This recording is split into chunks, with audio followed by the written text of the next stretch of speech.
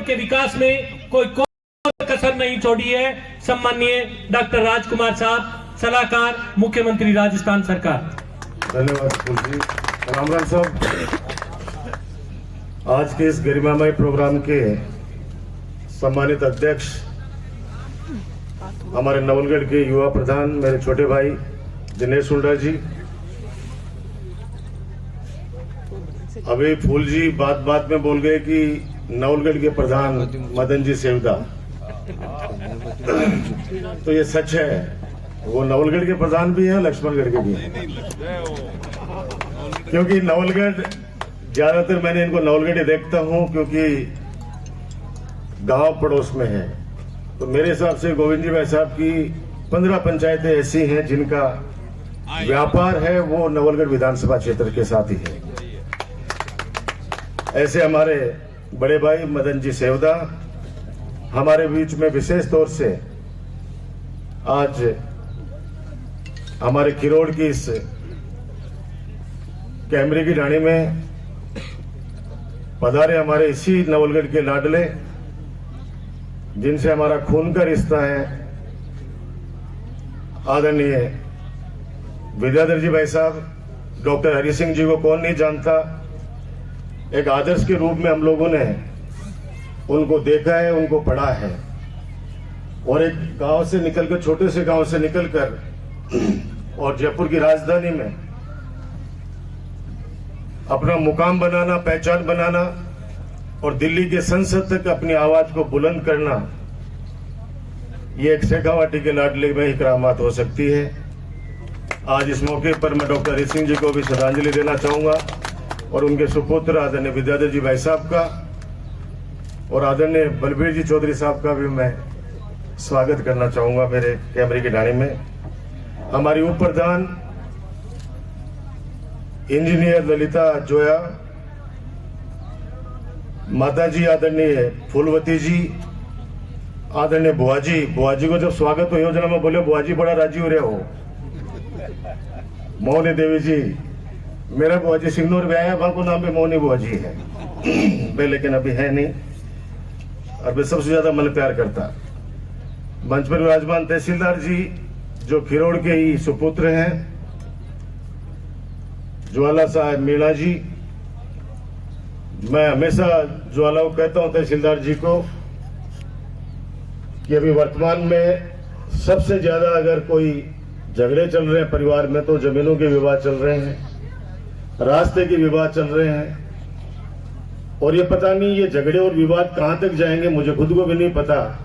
लेकिन आप यहाँ के लाडले हो, यहाँ के जन्मे जाए हो, आपके परिवार यहाँ पे रहता है, तो आपकी जिम्मेदारी ज्यादा बनती है कि तहसीलदार के अलावा भी व्यक्तिगत रुचि लेकर जो भाई आपस के अंदर लड़ रहे हैं छोटी छोटी बातों के लिए, उन भाइयों को एक जाजम पर बिछा के उनका एक जाजम पर बिठाओ और उनको ये बात समझाओ कि कितने मुकदमे लड़ लेना, 3 पीढ़ियां भी अगर लड़ देंगी तो लास्ट में अगर परिणाम उसका आना है सब कुछ खो के, परिवार वालों की इज्जत खो के, पैसा खो के, वो भी घर के अंदर बैठ के ही समझौता होना है, चाहे 4 पीढ़ियां निकल जाए। ये मैं हमेशा इनको तहसीलदार जी को कहता हूं और मुझे लगता है कि ये कर भी रहे इस बात के लिए। हमारे बीच में एक और मेहमान मेरे छोटे भाई नरेश जी पूनिया भी आए हुए हैं। नरेश जी पूनिया रवि के, आपके जब जयपुर रहते हो पड़ोसी हैं, और हमारे दूध डेयरी है उनके चेयरमैन आदरणीय ओम जी पूनिया के बेटे हैं, भतीजे हैं, और मेरे बहुत अच्छे छोटे भाई हैं। आदरणीय जोधराज जी रोहिला साहब, एडवोकेट भीम सिंह जी रोहिला, पुस्तक जो लिखी है आज जिनके लिए कार्यक्रम, जिनकी याद में मैंने उनको भी पढ़ा भी, सुना भी उनके बारे में, चौधरी गणपत राम जी रोहिला साहब, जो उनके परिजनों ने उनके स्मृति के अंदर एक बड़ा द्वार का निर्माण किया है, उनकी पुस्तक लिखने वाले हमारे नवलड़ी के ही आदरणीय हमारे ताराचंद जी भाई साहब, हमारे जिला परिषद के मेंबर बजरंगलाल जी जांगीर, मंच का संचालन कर रहे फूलचंद जी और हमारे एडीओ उमेश सिंह जी मेला, हमारे यहाँ के सरपंच आदरणीय बामू साहब और यहाँ पर विराजमान रोहिला परिवार के सभी सदस्यगण, मेरे पिता तुल्य बुजुर्गों, माता बहनों, नौजवान दोस्तों, प्यारे बच्चों, पत्रकार साथियों, मेरा सौभाग्य है कि आप लोगों का आशीर्वाद मेरे काम को, मेरी सेवा को हमेशा मिला है। मेरे पूर्व वक्ताओं ने बहुत सारी बातें बोली हैं, रोहिला परिवार के विषय में भी, नवलगढ़ क्षेत्र के विकास के कार्यों में भी, हमारे व्यवहार के लिए भी। मैं इतना ही कह सकता हूं कि बुजुर्गों ने कहा है कि आदमी का कोई प्यारा नहीं होता, उसका काम प्यारा होता है। नवलगढ़ विधानसभा क्षेत्र ऐसा क्षेत्र है जो भामाशाहों की धरती है और शिक्षाविदों की धरती है। यहाँ का एक एक व्यक्ति अपने वोट की कीमत समझता है। जब मैं विश्वविद्यालय छात्र संघ का अध्यक्ष बना, उस समय भी शेखावाटी के छात्र छात्राओं ने जी जान से मेरे संघर्ष को साथ देखकर विश्वविद्यालय का अध्यक्ष बनाया। और कहते हैं कि काट की अंडी एक बार चढ़ती है, बार बार नहीं चढ़ती। मेरे बाद में मेरे अनुज राजपाल को भी उसी गरिमामय विश्वविद्यालय का अध्यक्ष बनने का मौका मिला, वो सिर्फ काम की वजह से और सेवा की वजह से। अभी काफी चर्चाएं हुई हैं, मैं किरोड़ के लिए कहना चाहूंगा, क्योंकि थोड़ी सी बात उसमें कर लेते हैं, फिर रोहिला परिवार के लिए तो मैं कह रहा हूं कि सब कुछ एडवोकेट विजय ने बहुत विस्तार से और अपनत्व की भावना से, भावुकता से सारे विषय को प्रसंगवार रखा। और ये परिवार, मैं कह सकता हूं कि युवाओं को प्रेरणा लेनी चाहिए। प्रेरणा इस रूप में लेनी चाहिए कि विभिन्न क्षेत्रों के अंदर रोहिला परिवार के बेटे, बहू, बेटियां अपने इस परिवार का नाम रोशन किया है, हमारी कैमरी डानी का नाम रोशन किया है। आज देखो, अगर गांव में कोई व्यक्ति आईएएस बन जाता है, कोई व्यक्ति आईपीएस बन जाता है, आरपीएस बन जाता है, आरएस बन जाता है, डॉक्टर, इंजीनियर, यानी किसी भी फील्ड के अंदर कुछ बनता है, तो आप ये सोचिए कि अगर पड़ोसी या उसके परिवार वाले उस व्यक्ति से मदद मांगे और ये कह के कि भाई तू तो बन गो, अब तू माला छोरा ने भी यार पढ़ा लिखा के थोड़ा सो दिशा निर्देश दे, ज्ञान देकर आगे बढ़ा, तो परिवार फायदा उठा सके। पूरे उल्टो है, अगर कोई की नौकरी लागी तो मुकदमों भी पर किया लगा के फिर इंटरव्यू से रोका और बेसागे भाई कर रहे हैं। अच्छे जी ले बोल रहे हो कि रोजी ने मार्केनिया का केस है, यार भाई इन नौकरी लाग बाद केस तेने क्या लड़ रहे होते केस का। और अगर ये बन जाएगा कुछ तो कम से कम अपने परिवार को तो समाज की मुख्य धारा में लाएगा। आप देखिए कि किसी ऐसे व्यक्ति के पास में जाके झोली फैला लेंगे, ऐसे व्यक्ति के पास में जाकर अपनी बात रख देंगे, जिस व्यक्ति के पास कोई जाना पसंद नहीं करता, लेकिन अपना अगर सगा है कोई तो वहां हमारी नाक ऊंची है, उसके पास नहीं जाएंगे।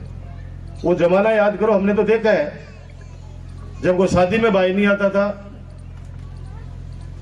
तो पगड़ी रखते थे, और उस भाई के आने के बाद में ही शादी संपन्न होती थी, या कोई भी शुभ कार्य।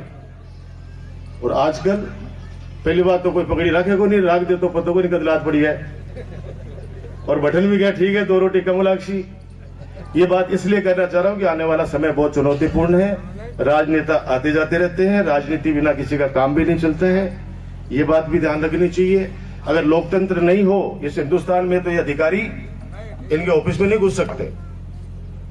लिख के दे दूं मैं आपको, अधिकारी लोकतंत्र है, राजतंत्र है, राजनेता है, जनता का राज है, इसलिए सुनते हैं। कल पीसीसी की जब मीटिंग हो रही थी, आदरणीय गोविंद डोटासरा जी स्पीच दे रहे थे, उनके सुपुत्र अभिलाष, मेरे छोटे भाई, मंच पर विराजमान है।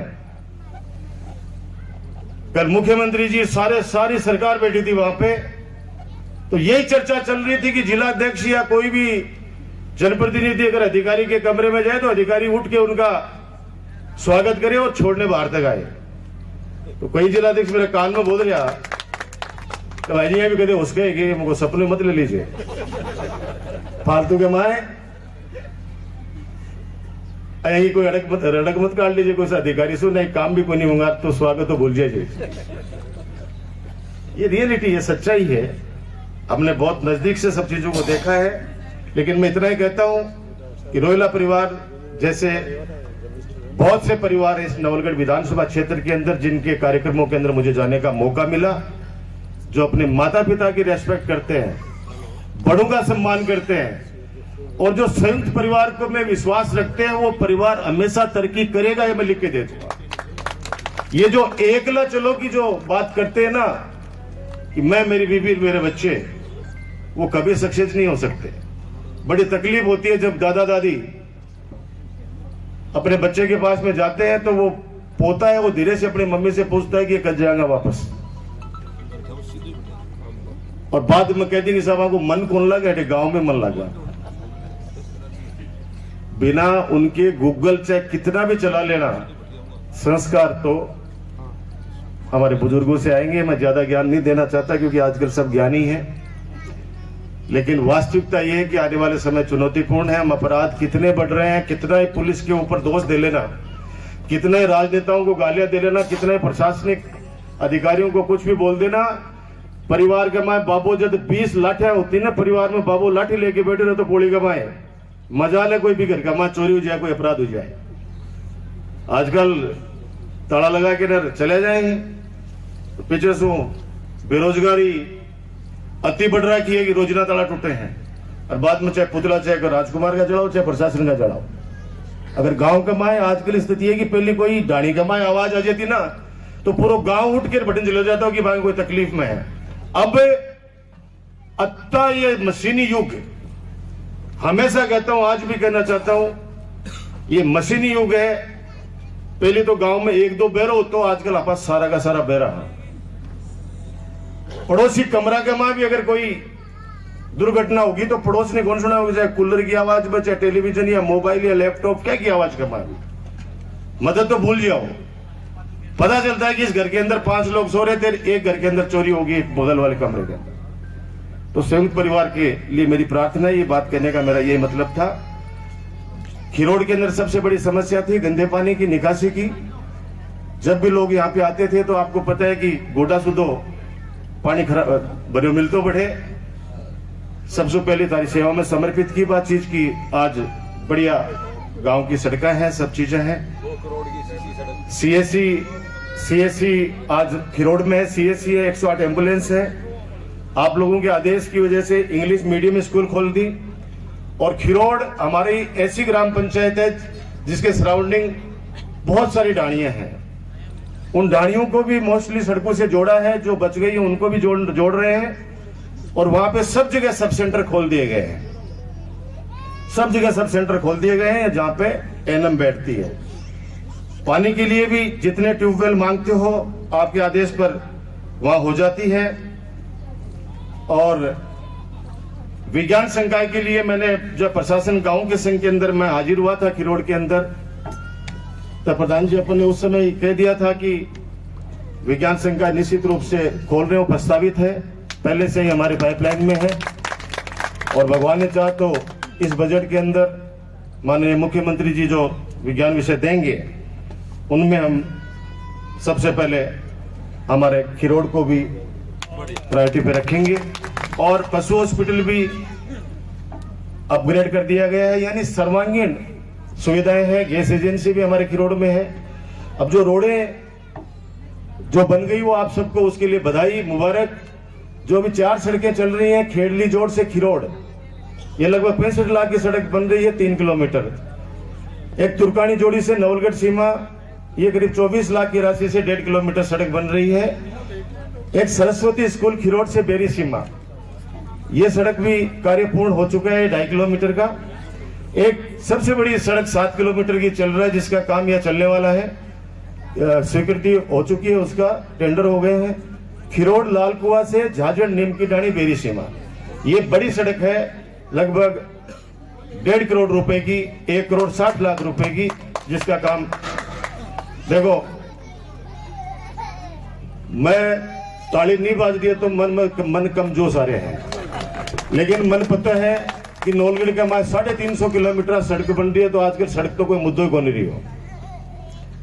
पहले अगर कोई एक हैंडपंप लिया था ना दिल झुंझुनू जाके ने, जड़ा 5 चुनाव तक गीत गाया जाता है कि मैंने हैंडपंप दिया। हमारे नौलगढ़ में प्रधान साहब विद्याधर जी वैसा हैंडपंप कोई नहीं मांगे, आज तक हैंडपंप की डिमांड ही नहीं आती। ट्यूबवेल का कोई बात कौन करे हमारा। इसलिए इस 4 साल में 600 ट्यूबवेल लगे हैं, 600 4 साल में 600 ट्यूबवेल। आज डिस्ट्रिक्ट हॉस्पिटल है हमारे नौलगढ़ में। सुना करते थे कि डायलिसिस, आज किडनी की बीमारी कितनी फैल रखी है, आप सोचिए। डायलिसिस के लिए जयपुर जाना पड़ेगा, 5000 की गाड़ी किराए पर लेनी पड़ेगी। 3 मशीनें हैं नौलगढ़ के अंदर। हरियाणा तक के पेशेंट यहाँ पे आते हैं, दुआ देते हैं नौलगढ़ के लोगों को कि कम से कम हमारे यहाँ सुविधा लग रही है। कोविड के अंदर ऑक्सीजन सब जगह खत्म हो गई, लेकिन मेरे नौलगढ़ के अंदर खत्म नहीं होने दी। चाहे हमने गुजरात से मंगाई, चाहे दिल्ली से मंगाई, जान बहुत गई। मैं नहीं कह रहा, बहुत परिवारों के चिराग बुझ गए, लेकिन वो ऊपर वाले की है मर्जी। लेकिन हम जितना प्रयास कर सकते हैं वो किया।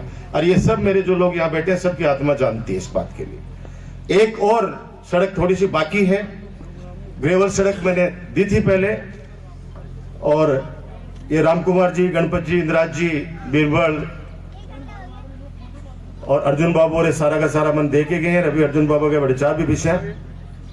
आज सड़क को डामरीकरण करना है, भी को ग्रेवल तो बना रखी है पहली। आ सड़क पहली ई प्रायोरिटी पर ली, लेकिन बात कमाए सरस्वती स्कूल से पहली सीमाड़ी ले ली। लेकिन इस बजट के अंदर मैं आपको लाकर इसको सेवा में समर्पित कर दूंगा। ये सड़क है 1600 मीटर की है, और ये भी बेरी सीमाई जाती है शायद। अरे वो बीरबल कठिन बैठे हैं,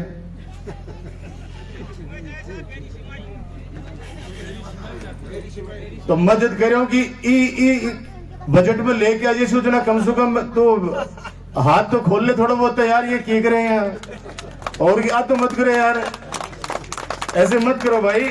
देखो मैं थप्पी चाहता हूं। आज मैं गर्व के साथ कहता हूं कि जब मैंने कहा था कि नौलगढ़ में मैं कॉलेज खोलूंगा, तब लोग हंसा करते थे हम पे कि सिटी के अंदर सीनियर सेकेंडरी सरकारी नहीं है, कॉलेज कहां से खोल देगा। आपको बताते खुशी है कि आज पीजी कॉलेज नौलगढ़ में 3 फैकल्टी उसमें चलती हैं। और शिक्षा मंत्री जी के खुद के, उस शिक्षा मंत्री जी के क्षेत्र में पूरा स्टाफ नहीं होगा, लेकिन नवलगढ़ की कॉलेज के अंदर 100 का 100 स्टाफ है, एक भी पद खाली नहीं है। और कन्या महाविद्यालय मेरे यहाँ पे है, बाबा साहब अंबेडकर छात्रावास 2 ITI कॉलेज यहाँ पे है, साइंस पार्क यहाँ पे है, जो राजस्थान का 3रा साइंस पार्क है। हमारे प्रधान जी और हम, दिनेश मेरा यूनिवर्सिटी का साथी है। और बहुत से लोग कहते हैं कि आप युवाओं को क्यों बनाते हो, डर नहीं लगता आपको।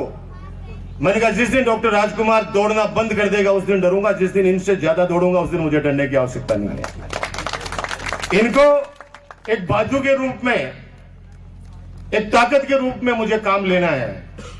आज अगर राजस्थान का सबसे कम उम्र का चेयरमैन होगा तो मेरे हिसाब से नवलगढ़ मुकुंदगढ़ के होंगे, और कांग्रेस का ब्लॉक अध्यक्ष भी राजस्थान में सबसे कम उम्र का होगा तो नवलगढ़ का होगा। और प्रधान भी, उप प्रधान भी देख लो, आप दोनों बैठे हैं, उप प्रधान सब मेरे से छोटे हैं। मैं कह रहा हूं ना, आगे बोल रहा हूं वैसा। और पूरे राजस्थान के प्रधानों ने हम पे विश्वास किया, सरकारी आवास पे आए जयपुर, और खुशी के साथ में कहा कि हम आपके नवलगढ़ को बड़ी जिम्मेदारी देना चाहते हैं। मैंने कहा हम जिम्मेदारी लेने से कतराते नहीं है, सौभाग्यशाली हैं कि आप जिम्मेदारी हमें दे रहे हो। और उन्होंने कहा कि आपके प्रधान जी को हम पूरे राजस्थान के प्रधानों का अध्यक्ष बनाना चाहते हैं। तो ये सब चीजें जो व्यक्ति काम करता है उसको लोग इनाम देते हैं। मैं तो सौभाग्यशाली हूं, लगातार 3 चुनाव। जैसे अभी विद्याधर जी भाई साहब को अफसोस हो रहा है कि मेरी जन्मभूमि को मैं कर्मभूमि नहीं बना पाया। हो सकता है मुझे भी आज अफसोस होता है, क्योंकि मैं भी पहले विश्वविद्यालय से मुझे भी शिफ्ट किया जा रहा था कांग्रेस पार्टी के द्वारा आमेर विधानसभा क्षेत्र में, कि आमेर आपको लड़ना है। आमेर आपको पता आज भी खाली पड़ी है। वैसा पिताजी को मैंने कहा कि आमेर से चुनाव लड़ा रहे हैं मुझे, पिताजी ने एक ही बात कही कि मोरियो बागा में नाचो कौन देखो। तो यार अटे जन्मे है, अटे काम कर जो लोग अभी कैसे कि शास्त्री जी को लड़को है हमारी मदद कर रहे हैं। और बिके बाद में बापूजी ने बोले कि अटे कौन जीता होगा अपन, क्योंकि लोग डरा देता कि साहब कौन देसी वोट ये अगर चीज ना बोले काम करोगे तो वैसा देसी नहीं तो बात हम तो कोई कौन दे। और मैं आज गर्व के साथ कह सकता हूं कि मेरे काम को, मेरी सेवा को 36 कौम के लोगों ने आशीर्वाद दिया, मेरी माता बहनों ने आशीर्वाद दिया, मेरे बुजुर्गों ने आशीर्वाद दिया, युवा साथियों का तो कहना ही क्या, कंधे से कंधा मिलाकर मेरे साथ चले। और सबसे ज्यादा जो ताकत और हौसला मुझे दी वो इन बच्चों ने दी, छोटे बच्चों ने, जो मेरे लिए दुआ करते हैं। एक ही नाम आता है उनके पास में। एक बार राजेंद्र राठौड़ जी पिछली बार जब मंत्री थे चिकित्सा के, जब नवलगढ़ के किसी गांव में गए, किसी बच्चे ने पूछ लिया कौन गया, बोले चिकित्सा मंत्री, बोले अपलो राजकुमार गए। ये प्यार है, ये सम्मान है। मैं इतना ही कह सकता हूं, मैं आपका हूं, आपका रहूंगा हमेशा। इलेक्शन 10-11 महीने बाद में है, अब चुनावी मोड में लोग आ गए हैं। 4 साल तक जो दिखे नहीं वो हमसे सवाल कर रहे हैं कि राजकुमार नहीं दिखता। आप देखिए कि जो 4 साल तक जिनकी शक्ल नहीं देखी, कोविड के अंदर पता नहीं वो कहां छुप गए जाके। और हम लोग कोविड के अंदर गांव-गांव डाणी-डाणी में जाकर आप लोगों को विश्वास दिला रहे थे कि चिंता मत करना, एक पहरेदार के रूप में हम लोग और प्रशासन, चाहे वो चिकित्सा विभाग हो, चाहे हमारा सामान्य प्रशासन हो, चाहे पुलिस विभाग हो, हम लोग हर डाणी गांव के अंदर माइक के माध्यम से कह रहे थे कि आप घर पे रहिए। जो परिवार रोजाना कमाते हैं, रोजाना खाते हैं, उनको भी घबराने की आवश्यकता नहीं है। 3 महीने के अगर 6 महीने का भी लॉकडाउन लगेगा तो भूखे उठोगे जरूर, सोने नहीं देंगे हम भूखे आपको। और जिस घर से भी आवाज आई, जिस जरूरतमंद व्यक्ति से भी आवाज आई, हमारे कार्यकर्ताओं ने जान हथेली पे लेके उस परिवार तक राशन पहुंचाया।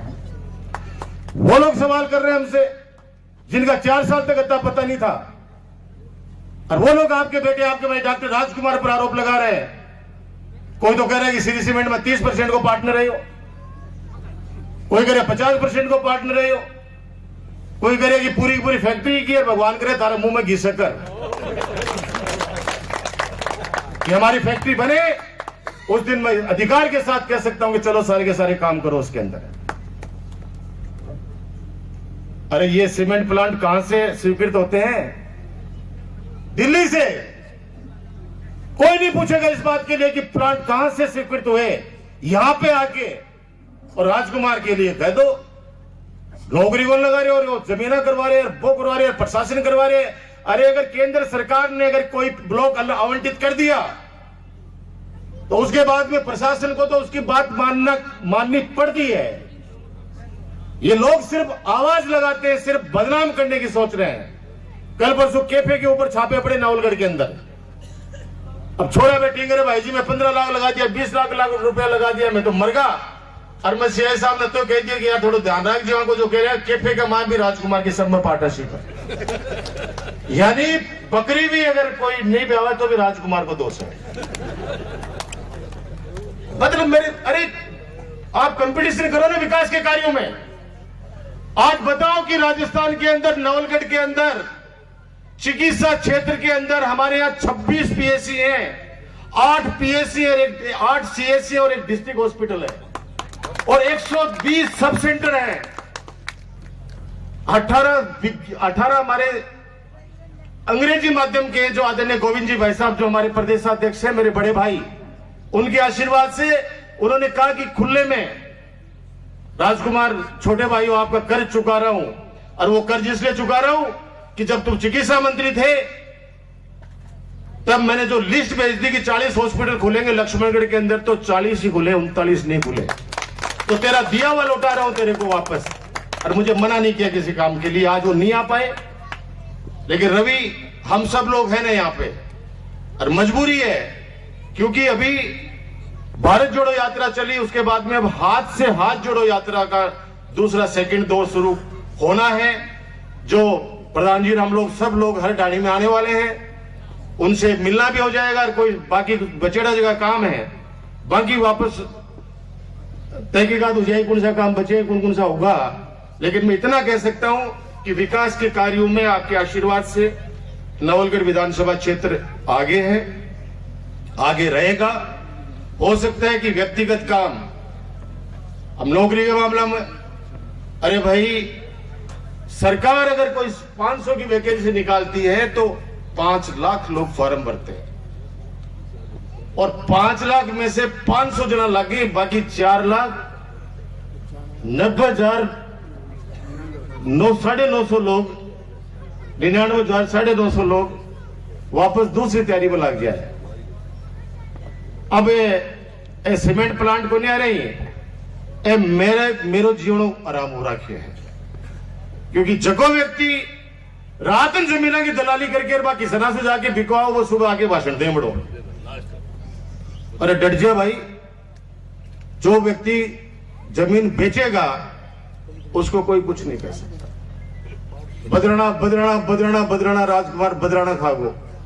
अरे भाई बदराना ट्रस्ट की जमीन है, अगर वो कल बेच जाएगा उसके अंदर बना लेना हॉस्पिटल, उसके अंदर पहले भी बेची है उसने।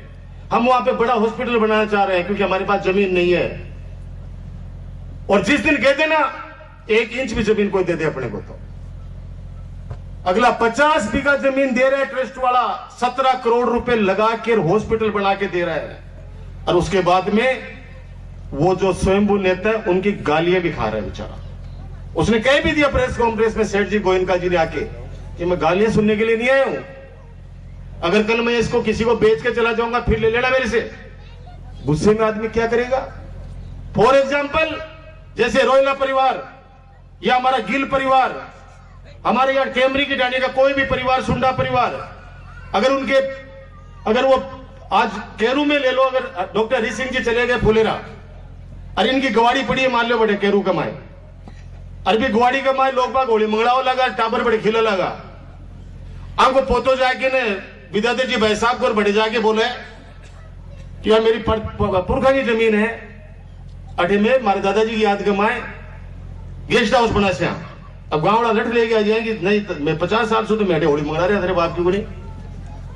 अरे भाई नाम तो इनके ही है, अगर प्रार्थना करेंगे कि विद्याधर जी आपके पास में भगवान का दिया सब कुछ है, आप गांव के केरू को दान कर दो, मैं दावे के साथ कह सकता हूं ये जमीन भी दान कर देंगे, 5 रुपए उसमें लगा भी देंगे, लेकिन हाथ जोड़ के डांग सु तो भैया टाबर ने बुला लीजो, टाबर ने डांग तो छोड़ दो, बिना आप ही कहते नहीं बबले अटना, बुला के देख लीजो, बिंदु आई करना पड़ो बाबू अठना, तू राजा बेटो है मेरो, चाहे वो बात कोई माने को नहीं, लेकिन आ जाए वो भी टाइम पर। तो ये जमाना चले गए, भूल जाओ, कोई नमस्कार चला के कर ले को करो भैया, कोई ना अगर इज्जत बचाड़ी है तो आज के वर्तमान दौर में मैं स्पष्ट करना चाहता हूं कि इज्जतदार आदमी ये सोचता है कि मैं सुबह घर से जिस इज्जत के साथ निकला हूं और रात को उसी इज्जत के साथ अगर मैं घर पे आ गया तो भगवान का लाख लाख शुक्र है।